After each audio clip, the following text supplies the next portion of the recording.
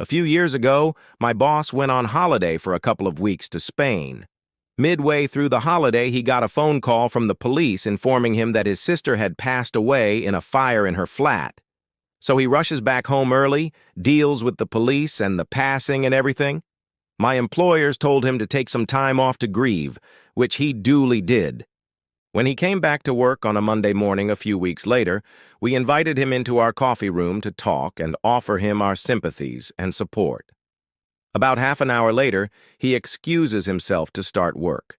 He walks into his office, sits down at his desk, turns on his computer, and checks to see if there are any answer phone messages. And the very first message that plays is his sister, screaming down the phone, "Help me! Help me! I'm trapped! I can't breathe!"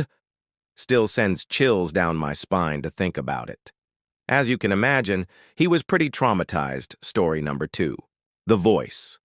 My grandfather told me this story about how one time he was sitting in a chair in front of the house when he heard his wife repeatedly calling him from inside the house. The thing is, my grandmother passed away a few years before that.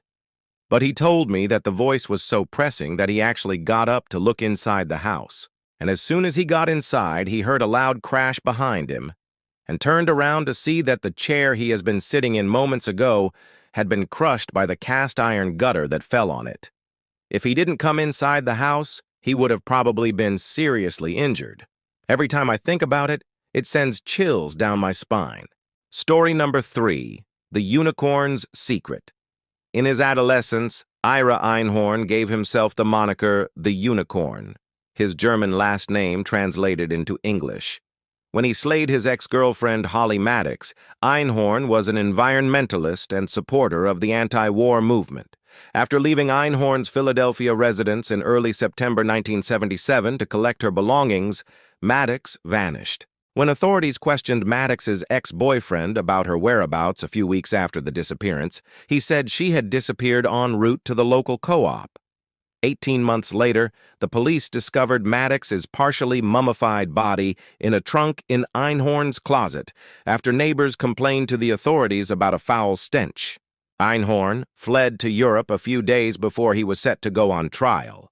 As he had previously been arraigned, Einhorn was tried, found guilty, and given a sentence in absentia. Despite this, Einhorn spent 23 years in France and even got married while deftly avoiding extradition. In 2002, the American government was able to repatriate him and reconvict him. Defending himself, he stated that the CIA had slayed his ex-girlfriend and had set him up.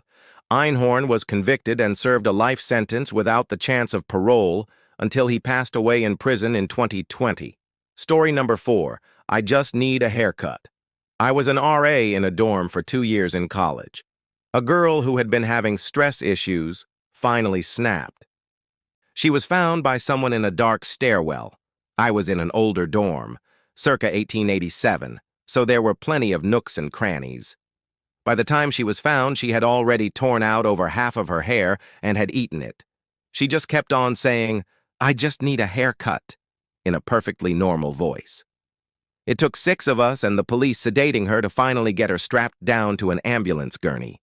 To this day, I can't forget how powerful she was. She couldn't have weighed over 120 pounds, yet she had this sort of superhuman ability to rip her arms away to tear out another clump of hair and stuff it into her mouth. All with a perfectly straight face. Story number 5, car at the red light, driving home, with a buddy from the high school summer job at the local amusement park. It's about 3 in the morning, and there is no traffic at all. Get stuck at the red light that never ends, and while we are waiting, another car pulls up next to us. A big black hearse, in immaculate condition, with a clown in the driver's seat, with full makeup and costume on. He never moved, didn't look at us, nothing. Just stared straight ahead the whole time.